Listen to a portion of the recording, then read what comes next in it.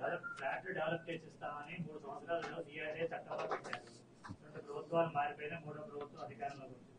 ఇప్పటికైనా flat develop చేసి ఇచ్చే ఉద్దేశం ఉందా? కేవలం ఎంగిల్ క్లియరెన్స్ తోనే టైం పాస్ చేశారు. 2 ప్రభుత్వాలు మారలేదు, ఒక ప్రభుత్వమే మారింది. ఈ 2వ ప్రభుత్వాన్ని ఎవరు ప్రభుత్వం అనుకోవట్లేదు. ఓకే, మేము వచ్చిన తర్వాత తప్పకుండా ఇవన్నీ 1 by 1 యుద్ధ ప్రాతిపదికన జరుగుతాయి. 5 సంవత్సరాలు మీరు ఖాళీగా ఉన్నారు కదా, ఏ రోజున పోయి అడిగారా ఆయన్ని? ఆయన ఏం అడగరు, మీతో మాట్లాడే వాళ్ళు ఉండరు, మిమ్మల్ని రానివ్వరు. మీకు మేము ఇంత చేస్తా ఉంటే నెక్స్ట్ ఇంకేమైనా ఉన్నాయా?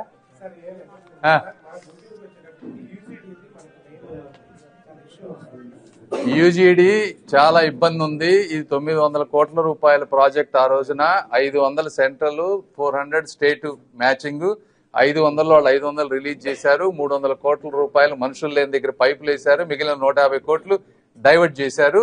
400 కోట్లు మ్యాచ్ చేయలేదు. This is the situation.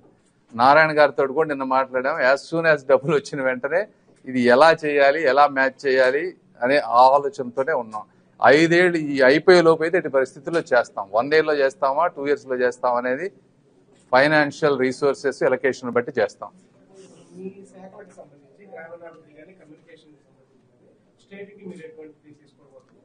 సరే, ఆ రోజు చెప్దాం అనుకున్నా. ఇప్పుడు ఆంధ్రప్రదేశ్ లో ఒక regional post office head branch కడదాం అనుకుంటున్నాం.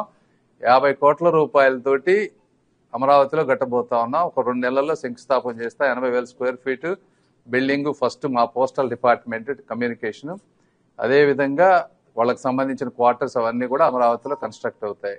అది ఒకటి. తర్వాత మాకున్నటువంటి నరేగా నిధులు కానీ హౌసింగ్ స్కీమ్ కింద ఇప్పుడు ఎట్ ప్రెసెంట్ వరకు రిలీజ్ అయిన 2 to 3 lakhs ఎన్నో రిలీజ్ మనకు ఆప్షన్ ఉంది ఆంధ్రప్రదేశ్ లో.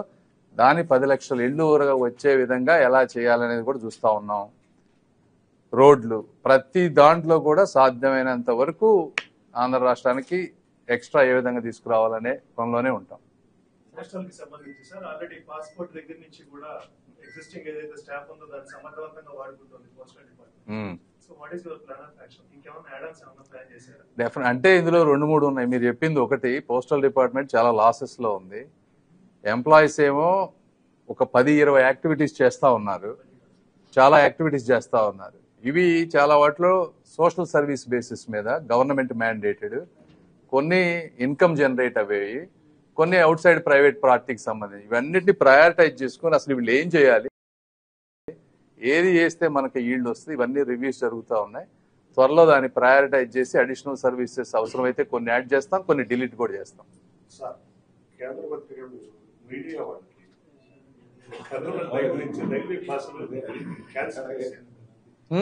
రైల్వే పాస్ క్యాన్సిల్ చేశారు. ఓకే, దాని మీద మీరు పార్లమెంట్ ఒక మాట పార్లమెంట్ కాదు కానీ రైల్వే గారితో నాకు తెలియదు, ఇప్పుడే మీరు చెప్పారు, మాట్లాడతాను ఒకసారి. మీరు రిప్రజెంటేషన్ ఇవ్వండి, నేను వెళ్ళి మాట్లాడతాను పర్సనల్గా.